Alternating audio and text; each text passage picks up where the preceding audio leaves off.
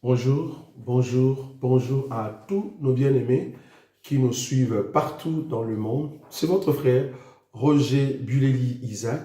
Nous sommes venus encore parler de la part du Seigneur car nous croyons que le Dieu de gloire qui nous a aimés, il nous a donné la meilleure des choses, c'est la parole. Expliquer les Écritures, expliquer la profondeur et la révélation.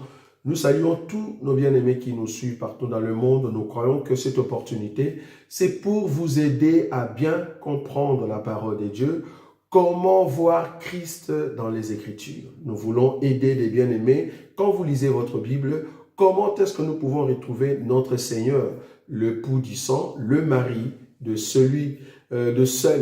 qui a reçu l'enseignement, et Dieu l'a préservé de toutes sortes de souillures, afin de la garder irrépréhensible pour rentrer à la maison. Nous faisons partie de cette épouse. Nous sommes venus avec cette série d'enseignements ou de paroles très précises pour vous donner la parole de Dieu. Donc aujourd'hui, nous voulions montrer le peuple de Dieu comment, au fait, retrouver Christ dans les Écritures. Alors, nous allons prendre un passage de la Bible où on explique, au fait, parce que prochainement, nous allons entrer dans beaucoup d'enseignements sur des paraboles, sur le mariage, il y a beaucoup de choses, mais c'est pendant chaque écriture que nous allons toucher, nous allons ressortir d'abord la pensée de Christ, afin d'aider le peuple de Dieu. Donc aujourd'hui, nous sommes dans le livre d'Exode. Vous allez prendre votre Bible et nous, ensemble, nous allons ressortir la pensée de Christ. Exode, chapitre 4, le verset 10. Exode, chapitre 4, le verset 10. C'est vraiment votre série d'émissions. Donc abonnez-vous, abonnez-vous. Partagez à nos bien-aimés qui nous suivent parce que c'est vraiment une adresse où vous allez retrouver facilement des enseignements et de faciliter comment vous pouvez lire en tout cas la Bible en ressortant Christ dans les Écritures. Exode chapitre 4, je suis dans le verset 10. La Bible dit ceci. Moïse dit à l'Éternel, « Ah Seigneur, je ne suis pas un homme qui ait la parole facile.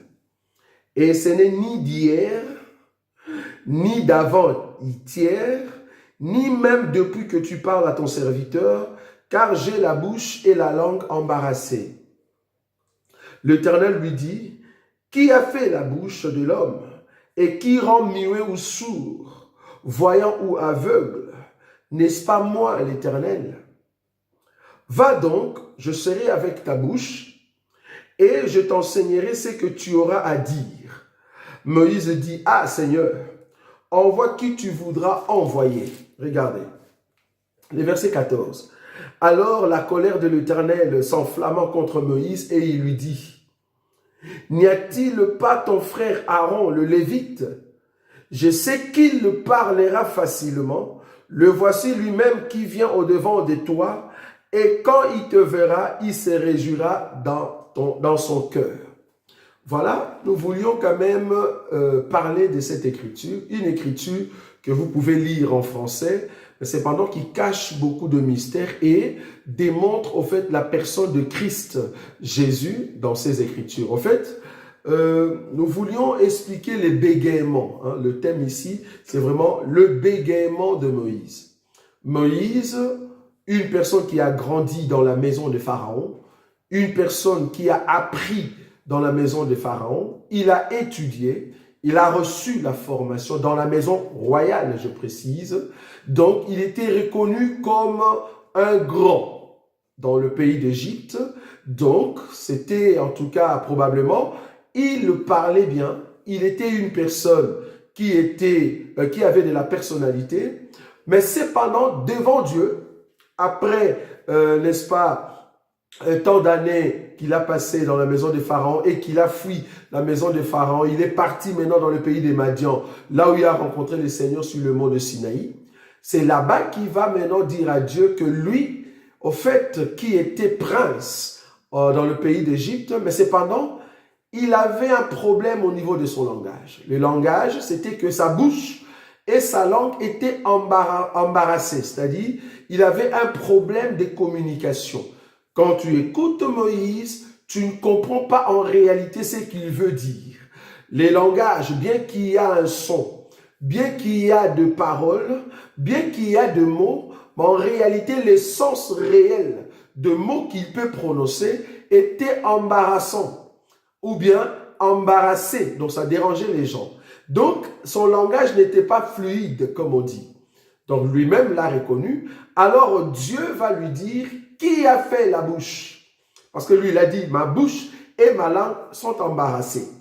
Mais Dieu lui dit, qui a fait la bouche? Donc, nous comprenons que Dieu est en train de dire à Moïse, bien que tu as un problème de langage, voilà, bien que tu as un problème de parler, mais la personne qui a fait que tu puisses avoir un problème dans ton langage, c'est moi l'Éternel. Mais c'est pas non pour apporter la solution à cela, parce que c'est lui qui amène le problème et c'est lui qui donne la solution. Alors Dieu, pour donner la solution à ceux qui vont écouter Moïse, qui avait un langage, une bouche et une langue embarrassées, fallait lui aider avec une autre personne. C'est-à-dire la personne va parler à sa place. La personne a la capacité d'écouter les langages de Moïse et d'interpréter l'essence réelle qui va permettre au peuple de bien comprendre. Je ne sais pas si vous voyez ça. Donc Dieu va envoyer Aaron. Aaron n'est rien d'autre que l'interprétation du langage de Moïse. Regardez ce que la Bible dit. La Bible dit dans le verset 14, « Alors la colère de l'Éternel s'enflamma contre Moïse et il dit, « N'y a-t-il pas ton frère Aaron le Lévite ?» Nous comprenons que les Lévites, ici, je dis bien ici, c'est celui qui interprète les langages difficiles de Moïse. Est-ce que vous voyez ça? Donc c'est lui au fait qui va interpréter les langages difficiles de Moïse. Il a la facilité d'écouter les langages de Moïse et de l'interpréter, donner l'essence réelle. On continue. Je sais qu'il parlera facilement. Point. Donc, il écoute très bien et il va parler facilement. Parce que toi, Moïse, tu ne parles pas facilement. Mais par contre, Aaron, il va parler facilement parce qu'il va écouter ton langage et il va l'interpréter. Et les hommes qui vont écouter le message qui est sorti de ta bouche, qui au départ, c'était un message embarrassant ou embarrassé, mais Aaron va l'expliquer avec des termes faciles au peuple. Est-ce que vous voyez ça? Là, nous sommes partis pour vous montrer que Moïse, parce que ici, comprenez, c'est comment voir Christ dans les Écritures. Selon 1 Pierre, chapitre, parce que ces versets, nous allons les toucher à chaque fois que nous passons devant vous pour vous donner ces quelques minutes pour mieux comprendre les Écritures. Parce que nous allons prendre les Écritures et commencer à marcher là-dessus, afin que vous puissiez voir Christ dans les Écritures. Je suis dans le livre de 1 Pierre. Regardez cette Écriture. 1 Pierre, chapitre 1er. 1 Pierre, chapitre 1er. Je prends le verset 1 Pierre, chapitre 1er. Je prends le verset 10. La Bible dit ceci. 1 Pierre, chapitre 1er, le verset 10. La Bible dit ceci. La Bible dit ceci. Le prophète, les au pluriel, les prophètes qui ont prophétisé touchant la grâce qui vous était réservée ont fait de ces saluts l'objet de leur recherche et de leur investigation. Ils voulaient sonder l'époque et les circonstances marquées par l'Esprit de Christ qui était en eux et qui attestait d'avance les souffrances de Christ et la gloire dont elle serait suivie. Au fait, tous les prophètes de la Bible, quand vous le regardez, il faut toujours se dire, est-ce que ces prophètes, son mouvement, sa marche, les actes qu'il est en train de poser, est-ce que ce sont des actes de souffrance? Si ce sont des actes de souffrance, comprends qu'étant prophète, l'esprit qui était à l'intérieur attestait la souffrance de Christ dont elle serait suivie.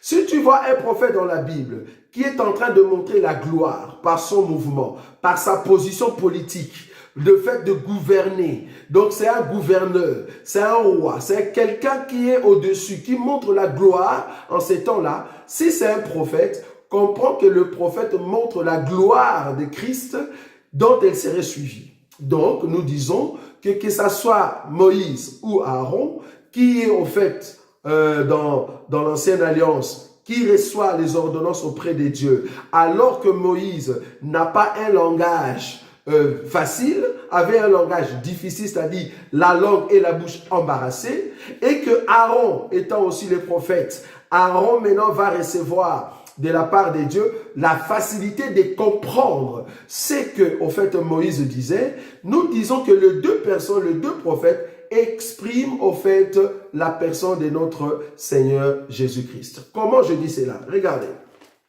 Je suis dans le livre de Matthieu, je ne vais pas vous prendre beaucoup de temps. Le but ici, c'est de vous ramener vos pensées à ressortir Christ dans la Bible. Et c'est comme ça que vous allez prêcher Christ partout dans la Bible. Vous voyez? Je suis dans le livre de Matthieu. Matthieu, chapitre 13. Regardez, je vais prendre vraiment des écritures rapidement. Matthieu, chapitre 13, je prends le verset 10.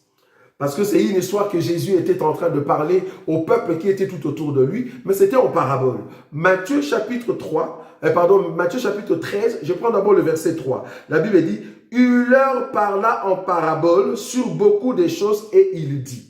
Donc là, du coup, Jésus va commencer à expliquer le parabole ou la parabole du semeur.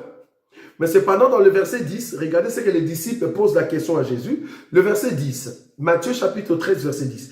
Les disciples s'approchèrent et lui dirent, « Pourquoi leur parles-tu en parabole ?»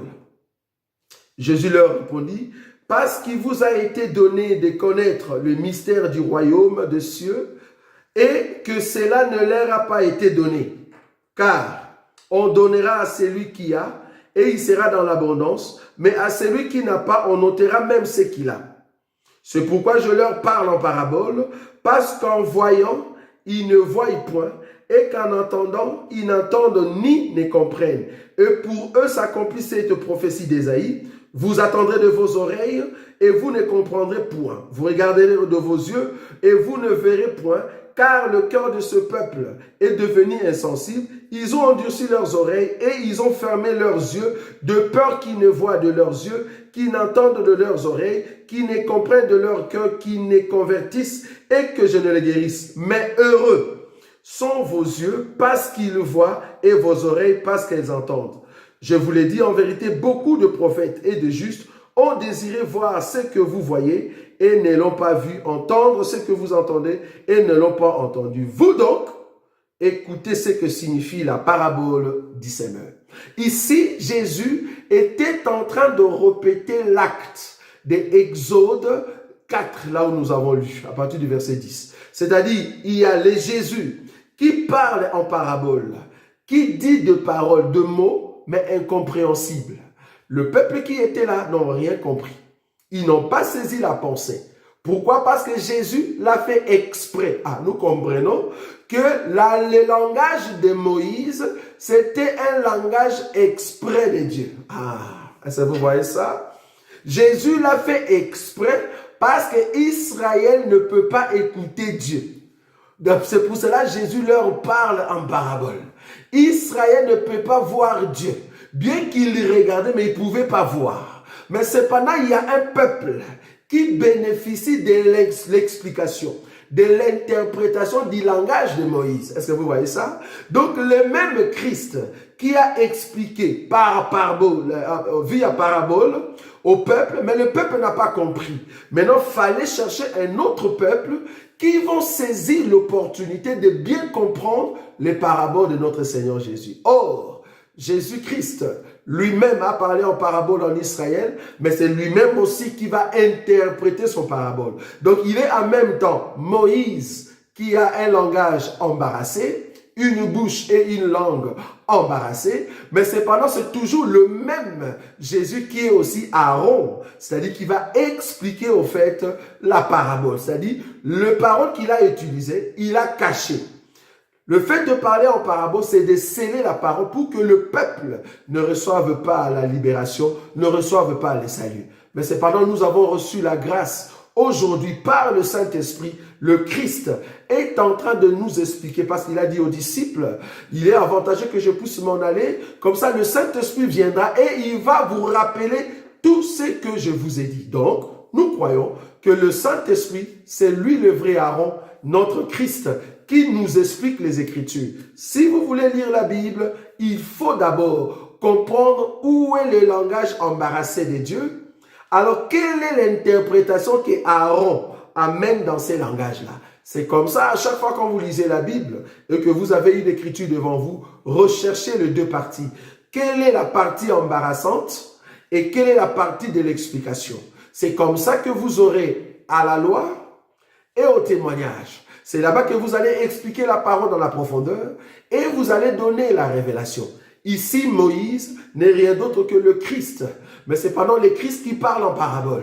Ici, Aaron, c'est le Saint-Esprit, le Christ aujourd'hui dans l'Église, qui nous explique le parabole, c'est-à-dire les langages difficiles de l'autre fois. Aujourd'hui, le Saint-Esprit a rappelé cela, mais avec un langage facile, parce que le Saint-Esprit parle facilement. Est-ce que vous voyez, Aaron, il parle facilement pour nous montrer la voie de bien saisir la pensée de Dieu. Donc, à chaque fois, quand nous viendrons ici, il y aura toujours une écriture avec un langage embarrassé. Cependant, nous allons faire appel au vrai Aaron afin de nous donner la partie de l'interprétation, la partie de la pensée explicative pour que nous ayons la connaissance de connaître ce qui s'est passé afin de le voir aujourd'hui. Sinon, à la loi et au témoignage, si nous ne parlons pas ainsi, il n'y a point d'aurore. Nous voulons juste dire, si nous ne donnons pas l'explication du langage de Moïse, alors le peuple ne sera pas sauvé parce que c'est Aaron qui explique le langage de Moïse. C'est le Saint-Esprit qui explique le langage des paraboles, qui explique le langage du Seigneur quand il parlait en parabole. En tout cas, que Dieu vous bénisse. N'oubliez pas de vous abonner, en tout cas dans notre chaîne Roger Buleli, et partagez ces chaînes parce que nous croyons que ça va vous aider beaucoup. Vous allez comprendre comment ressortir Jésus dans les Écritures. Ne manquez pas, partagez cela et Dieu va vous bénir. Nous sommes Assemblée des élus de Bruxelles. Nous nous réunissons en tout cas à l'adresse 244 rue Chaussée de Mons, 1070 Anderlecht. Donc, si vous venez à Bruxelles, vous cherchez 244 Chaussée de Mons, 1070 Anderlecht. C'est là-bas que nous nous réunissons. Je suis votre frère Roger Buleli Isaac. Si vous nous appelez ou si vous nous contactez, nous ne manquerons pas de vous rappeler. En tout cas, veuillez nous laisser vos coordonnées ou vos questions. Nous essayerons toujours par la grâce de Dieu de répondre. Et puis, nous voulions aussi annoncer que le 13 juillet, nous avons une grande action ici à Bruxelles avec le bien-aimé Adelanda Emwe pour le docteur. Il est au Canada, il viendra ici. Nous allons animer en tout cas le 13 juillet, ça sera un samedi, le 13 juillet 2019. Nous allons animer une conférence avec le bien-aimé docteur Guy Roger Bassafoula et moi-même, Roger Buleli. Nous allons annoncer la parole de Dieu et vous êtes vraiment invités ce jour-là afin de participer à la grande conférence. N'oubliez pas, partagez ce beau jour, cette journée que nous allons parler de la part du Seigneur le 13 juillet 2019 à partir de 15h sur rue Chaussée de Mons numéro 192 1070 Anderlecht, métro Clémenceau Abattoir. Pour ceux qui connaissent Bruxelles, je répète, Chaussée de Mons numéro 192 1070 Anderlecht, le jour de la conférence avec le bien-aimé Adélard et Guy Roger Bassafoula et moi-même. Nous allons animer cette conférence. En tout cas, ne manquez pas de partager cette adresse, de partager nos vidéos. Nous croyons que Dieu va encore rajouter beaucoup, surtout la connaissance de bien comprendre Christ dans les Écritures. En tout cas, prochainement, nous viendrons et nous parlerons encore dans la profondeur afin de ressentir Christ dans les Écritures. Et vous allez comprendre que bientôt, si vous nous suivez, vous serez bénis et vous serez capable de commencer de lire la Bible seul et de comprendre les expressions les plus difficiles de la Bible parce que vous allez parler comme Moïse et en même temps vous allez expliquer comme Aaron. Que Dieu vous bénisse.